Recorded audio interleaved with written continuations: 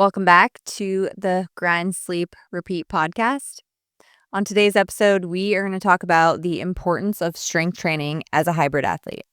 Yeah, I think, a lot of people, they set out with hybrid training and they're trying to build muscle, build strength, and they're trying to build their endurance through whatever that endurance event looks like, through running, through biking, through swimming, whatever it is. And it's hard to structure it. And, I don't think that you have to sacrifice building strength and building muscle. Running and lifting can coexist in a program.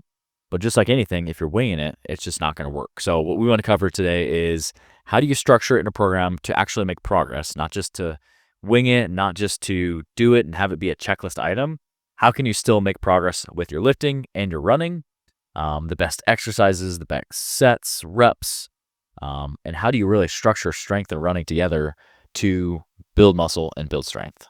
Yeah, some of the benefits of incorporating strength training with running is going to be to prevent injury and to help maintain muscle mass. And the reason that we want to make sure we're doing this correctly is because there is such thing as doing too much strength training and too much of the cardio. So finding that perfect blend so that we prevent injury and can hold on to that muscle mass is so important. Yeah, it's so easy with hybrid training just to say that over time I'm just going to lift more and I'm going to run more and more is better. But with hybrid training, more is not better. Structure is absolutely crucial as a hybrid athlete. Yeah. Most people are probably going to be lifting anywhere from like 3 to 5 times a week. Everybody's very different depending on what their goals are. But like Alyssa mentioned, strength training is so important because not only is it going to help us build our bodies, build body composition, build muscle, and improve your look that you're going for, but also it's going to help with injury prevention. It's going to help with muscular endurance. Like I said, with injury prevention, it's going to help you have stronger muscles surrounding the joints, specifically the knees, the hips.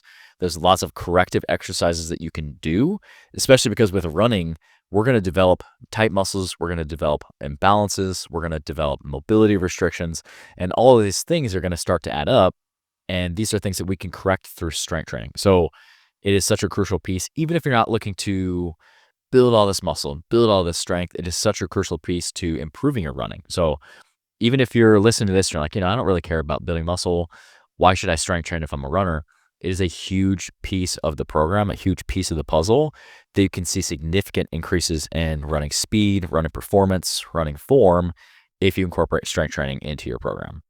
Yeah, there's so many different ways that you can incorporate strength and running based on your goals. You kind of touched on that a little bit, but just to get a little more in depth on that, your goals are going to fluctuate. So you're going to go through phases. If you're anything like us, we like to do, races. So we have a half marathon that we're going to be doing soon.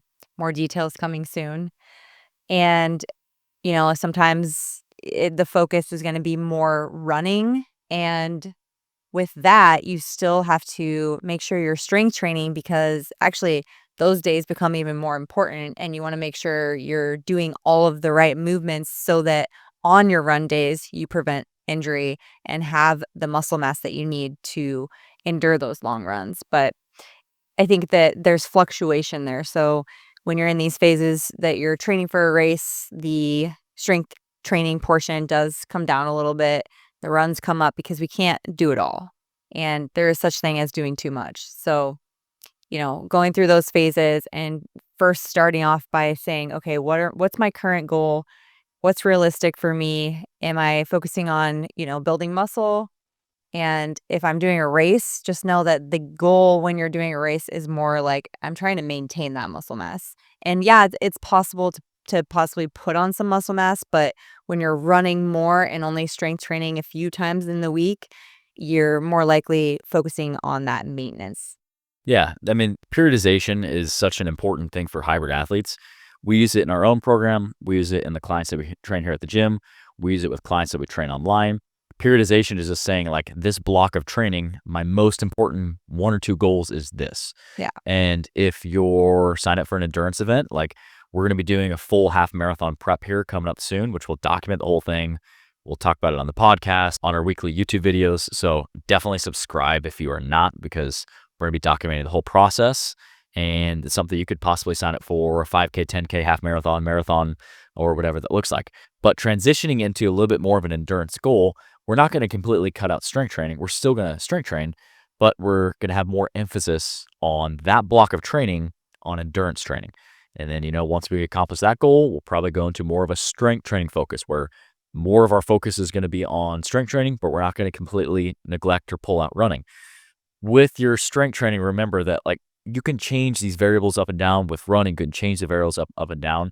But for most people, you're going to be lifting probably 3 to 5 times a week. That's kind of the sweet spot. Anything less than 2, yeah, you could get away with if you're in a really big endurance event or endurance prep. But that's kind of minimum for the amount of times that you want to lift a week. Otherwise, you're going to start to lose muscle mass, or you're just not really going to be able to make a lot of progress. So I would say minimum 2 to 3. I wouldn't go any lower than that. Otherwise, you're just not going to be able to maintain or build muscle or maintain strength. And then anything more than 5, I'm not saying that you can't do it, but I think that you can lift 5 times a week and you can make all the progress in the world, and you can be really structured and detailed with those workouts rather than I'm going to lift 7 days a week and I'm going to run 7 days a week and just more is better type of mentality. That's not going to work well with this style of training. So I think 3 to 5 really is a sweet spot. Again, depending on your specific goals, you can set it up a lot of different ways. We actually created a free sample guide on what this could look like. Again, this is just a sample. Everybody's very different with their goals, but if you're interested in checking out that sample and downloading it, it's a free PDF document. I'll leave the link to that down in the comment section below. You can click on that link, go to our website. You can download that for free. And if you are somebody that is looking for more of a structured approach, a more structured program, we do also offer online coaching. So if you're interested in that and you're ready to stop guessing, you want to take out the guesswork, what to do with your workouts, with your nutrition, and how to progress from month to month, we can definitely help you with that. I'll also leave a link to that down in the description below, where you can request some more information on our online coaching program, and we can set up time to chat more about how we can help. Yeah, and back to the strength training portion of hybrid athletes, we want to make sure that our focus is always on, the quality of the movement, but also progressive overload, and then really focusing on the beginning portion of our workout should always be big compound movements and keeping track of this too. So, always pushing yourself to lift heavier, push yourself to go harder. And I think the second that you let that foot off the gas is where things start to, you start to see muscle loss or things start to become more difficult. So if you can balance the two efficiently, the best thing to do is really focus on bigger compound movements. Maybe it's less reps and heavier sets on those strength training days so that you do have the gas to go into those running days as well. Yeah, and most of your workouts, like we said, I would pick, no matter how many times you're working out a week, I would pick at least 2 to 3 compound movements at the beginning of the workout that you're going to focus on overloading. Get an app, get a pen and a piece of paper, write it in your notes in your phone, whatever you have to do. Track these sets, your exercises, your reps, your weights. Track everything, and you're going to focus on progression. So that progressive overload is one of the biggest components to not only maintaining muscle, if you're in an endurance block, but also building muscle. So the strength training aspect, progressive overload is one of the most foundational things that if you're not doing, you're shooting yourself in the foot. So picking exercises, like I said, big compound movements, squats, deadlifts, lunges, hip thrusts, Bulgarian split squats, pull-ups, bench press, overhead press, rows, dips, chin-ups, all these big compound movements that train a lot of muscle groups. And no matter how your program is laid out, those are going to be at the beginning of your workout. And like Alyssa mentioned, typically the reps are going to be lower. You're probably going to be training anywhere from 3 to 8 reps. It's kind of a good sweet spot for strength and overload. And you're trying to lift as much weight as possible with good form. You're never sacrificing the form, but you're trying to lift as much weight as possible, overload your muscles, and just get stronger from week to week. As the workout progresses, you've done your 2 to 3 compound movements.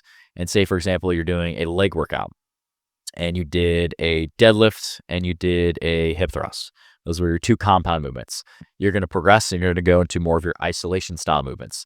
Things like leg curls, leg extensions, leg presses, calf raises, these types of movements that are isolating the muscles. And this is where you can start to increase your reps, increase the amount of sets that you're doing, decrease rest time, get into supersets, all that kind of fun stuff that we love to program and just nerd out about. But that's where you're going to start to do that. So as the workout progresses, start to increase your weight. You're still focusing on getting stronger, but the focus is more on the volume, on overload, on reaching muscle failure, and really trying to break down muscle tissue in that 8 to 12 rep range. That's really the sweet spot with your isolation and your accessory work. And if you can balance the both of those in your program and not have a bunch of junk exercises, a bunch of junk volume, and just doing exercises for the sake of doing exercises, that's where you're going to be able to build muscle and build strength as a hybrid athlete. We don't want to do 10 exercises on a chest day, and by the time you're done with 3, you're absolutely smoked, and the rest of it is just junk. You want to focus on the intensity and the purpose with every single exercise, with every set that you're doing, because that's how you're going to get the most bang for your buck as a hybrid athlete to build muscle and build strength. Yeah, and you're focusing on sticking to a program. So, like we mentioned, having a program and making sure that you're progressively overloading at each, workout. You're also sticking with that same program for, whether it's 2, 3 months, however long your prep, if you're training for your half marathon and you're doing a 12-week program, stick with that same program for not just your running, but obviously that you increase your running as you go. But with your weight training, you want to make sure that you're every lower body day, it's on Mondays, it's squats and deadlifts, and then you have all your accessory movements. Stick with that same workout because if you keep switching that up, it's harder to see progress with that and progressively overload on those specific movements. You can always, if you're in a bigger gym and you don't have the leg curl machine, you can always opt to grabbing a ball and doing a hamstring curl, things like that. But it's going to be most beneficial to stick with the bread and butter movements and follow the basic training program that you have set so that you can see progress with that. Yeah, I think one of the most common mistakes I see people make is they want to do a new workout every time they come to the gym. If you do that, yeah, I get that it can be mentally stimulating, but if you can stick to the boring, mundane, repeat the same exercises for 8 to 12 weeks, at least your compound movements, and you can always switch up like your accessory exercises. Yeah. So, your leg curls, leg extensions, leg presses, different stances, different rep schemes, that type of stuff. But the bread and butter movements, if you can stick to that and overload, that's how you're going to make progress. If you're just winging it, you're doing a different workout every single time, every single week, you're not sure where your reps should be, you're not sure where your weight should be, you're just spinning your wheels. You're not making progress. So that's a really good point there that I think you made. Stick to the program, stick to the process. If you're serious about building muscle and building strength, get on a program and focus on overload and focus on actually getting better. Don't just lift weights for the sake of lifting weights, because we know that I got to lift weights to build muscle. You need to have the structure, the reps, the sets, the rest time, everything structured as much as possible to actually see the progression that you want to see. I think a lot of time too, people are always looking for the next best thing. And what they tend to do is they try something for a week and they're like, okay, I'm bored of this. I'm going to try this next thing. And, even if it's like a class that you're trying, a local class, and you're like, oh, that was fun, I'm going to go try a new class. And you hop around and try different classes, or you hop around and try different online programs, whatever it is. But you're not being consistent with one program and doing that for 3 months to maybe even a year. Give yourself time to allow your body to adapt and make the changes that it needs. Because if you're hopping around, you're never going to see changes. You're never going to see progress. Yeah, that's a great point. I think that, again, progress is made in the boring, mundane, repetitive, day after day, week after week, month after month, consistent behavior. And if you can do that and be on a structured program, you're going to see a lot of progress as a hybrid athlete. Going back to kind of what we were talking about earlier is, figuring out your main goal with this. Strength training is good for anyone, no matter what your goal is. But if your main goal is endurance, okay, yeah, that's going to take the priority. If your main goal is building muscle, building strength, that's going to take the priority. And, structuring your workouts, your program can look very different. And if your main goal is to build muscle and build strength, then you're going to be running on tired legs. You're going to be sore. You're going to be, maybe you did a leg day and then the next day you have an aerobic run that's a lighter pace. You're still going to see benefit from it, but just understand that it's okay to run on tired legs if building strength and building muscle is your main goal. If you're signed up for a race and you have a specific time that you want to accomplish, and you have a certain amount of time that you have to train for this program, then you're going to structure your workouts differently. And your leg workout should be spaced away from maybe your hardest track workout of the week. Or if you're doing some really intense fartlek interval style workout, then you probably don't want to do a leg day before or after. So again, the whole program design is very important, and it really ties back to your main goals. And just understanding that I think as hybrid athletes, periodization is the best way to go. I don't think you can do both and have an equal importance, but I think you're going to make more progress one way or the other if you can focus on, okay, these 3 months, I'm going to focus on an endurance related goal. Okay, for the next 6 months of time, I'm going to focus on building muscle, building quality strength, trying to be in a caloric surplus and structuring my diet in a way that I can build muscle. Okay, I put on a little body fat. Let's decrease the calories. Let's go into a phase where I try and lean out.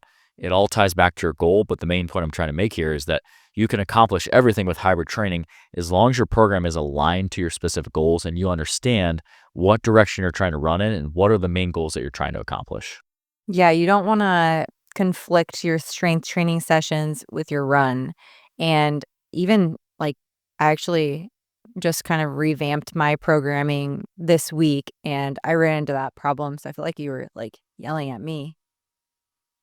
But like yesterday, I did legs, and then today I had a speed work run around the track, and my legs felt heavy, and it was hard because I did try to give max effort on my leg day because I have 2 leg days currently and 2 upper body days currently, and then the 2 days of running. But the biggest thing here is, trial and error. It's going to take some trial and error to figure out what works for you.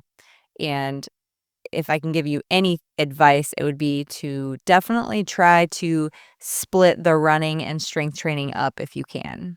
We've messed around with this too before where, if we're in a running training prep, we'll go for a run, come back to the gym and try to do a strength training session. And we're both like, okay, like there's like no pump, like nothing's happening here. It was just like a couple weeks ago we did that. Yeah. But sometimes that's what you gotta do or, you have the time to do it, and it's like you wanna challenge yourself to do something like that, and there's no wrong way to do that, but just keep in mind when we are doing that, you really have to prioritize your fuel. You have to strategically fuel your body properly, make sure you have enough carbs, make sure you get enough protein in so that you can recover and refuel for that from that run to that strength training session, and then be ready for the next day's workout. Yeah. Again, this all ties back to your goal. Like we talked about, what is your goal in the gym as far as building muscle, losing body fat, improving performance? Maybe it's a little bit of everything. Okay, now the diet needs to match whatever your goal is. So again, I would say select your goal. What is the most important thing to you right now? Are you trying to become a faster runner? You want to build some muscle, you want to build some strength, and you also want to lose some body fat. Okay, all those things, those could blend together, and we could say over the next year, if I'm 30 pounds overweight, if I lose 20 to 30 pounds, I'm naturally going to be a faster runner. I'm going to improve my VO2 just naturally because I weigh less. Okay, maybe this next 3 to 4 months, we're going to focus on body fat loss. Okay, and then 3-4 months down the road, we've done that. We're going to focus on building some strength, building some muscle for a couple months. And then the next 3 months, you've identified a race that you want to sign up for. Okay, we're going to do a 3-month block where that's going to be the main goal. And over the course of that 9 to 12 month time frame, you've lost body fat, you've built muscle, and you've become more efficient as a runner. You've accomplished all those things. But it's only going to happen if you've set things up accordingly and you've used periodization and you've matched your diet with your training goals. So that's a good segue to talk about diet. We talk about depending on what you're looking to do. If you're looking to be in a surplus, at maintenance, and a deficit, we could talk, and we have talked an entire podcast about this, but we'll kind of keep it short and keep it brief, but just aligning your diet up with your training goals and making sure that it matches. Yeah, number one, always make sure you're getting that 0.8 to 1 gram of protein per body weight. Otherwise, you are going to suffer into your next day's workout. You're going to feel that. There's a lot of times that we, like the weekends become challenging for us. They always have been with baseball, kids, going to families and eating over there and not being able to kind of like track where our protein's at exactly. but I can always feel the difference if I'm like, I know I didn't get enough protein in yesterday because the next day the fatigue sets in or you're more sore than you normally would be. And then, if you start tracking that, you'll feel a difference too in your workouts. Yeah, the diet piece is so important, and not just for take away body composition for a second. Performance. Performance, it's so important. Like if you were underfueling your body or you're not eating adequate adequate amounts of protein, adequate amounts of just calories in general, carbs to fuel your workouts, you're gonna under recover. You're gonna break your body down, and Have you're not gonna no recover. energy. Yeah, you're not gonna recover up to 100%. And every workout that you do, say on Monday you're starting off fresh, by Sunday you should be fatigued. Like Yeah. that's the idea with training is you're creating a stimulus. You're breaking down your body. And if you're not focusing on your diet and matching it with your goals, that's what's going to happen is you're going to break your body down and you're never going to make progress. So, and then you add your body composition goals on top of that, you need to focus on being in whatever deficit surplus is aligned with your goal. So if you're looking to build muscle and build strength and that's your main goal, then we need to get you in a caloric surplus. We're eating enough calories. You're on a consistent basis, not just one day, but consistently every single day. If you're looking to maintain your weight, but improve your performance and build your strength, okay, then we need to be at more of a maintenance level. Or if you're looking to be in a deficit, we just did a whole podcast about this last week about losing body fat as a hybrid athlete. You have to be careful because if you cut your calories too low, your performance is going to suffer. You're going to lose muscle and it's going to be just hard to train that way. So line your diet up with your specific goals and that's going to help you train harder. It's going to help you recover better. It's going to help you see better progress, both in building muscle and building strength, but also your performance. You're going to be able to go for a run. You're going to have energy in the tank. You're going to be able to get through that workout. Yeah, it's going to be hard. It should always be hard, but you're going to be able to avoid bonking, which we've talked about before. Bonking sucks. That's when you just hit a wall, and no matter how mentally strong you are, you're just crushed. Your body is like, I'm done. I don't have any energy. I'm not going to give you the output that you want. I'm just absolutely toast right now. Yeah. And I think it's important too that when it comes to recovery, it's sleep, it's mobility, it's food and fuel.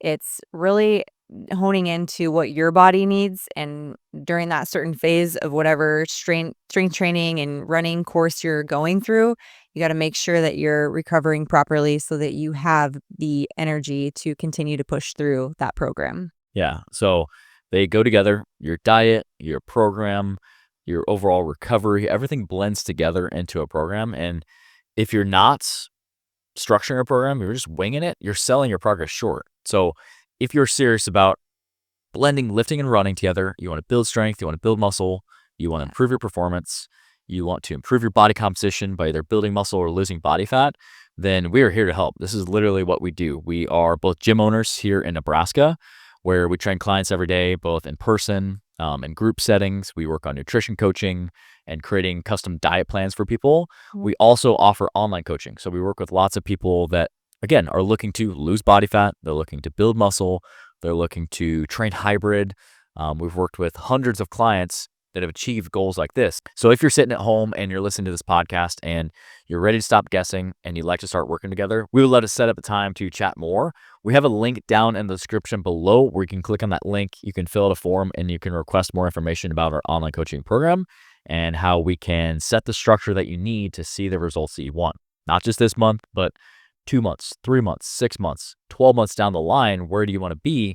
We can create that structure and build the program out to help you get there. So if you're interested, like I said, the link is in the description below. Definitely go check that out. We'd love to start working with you.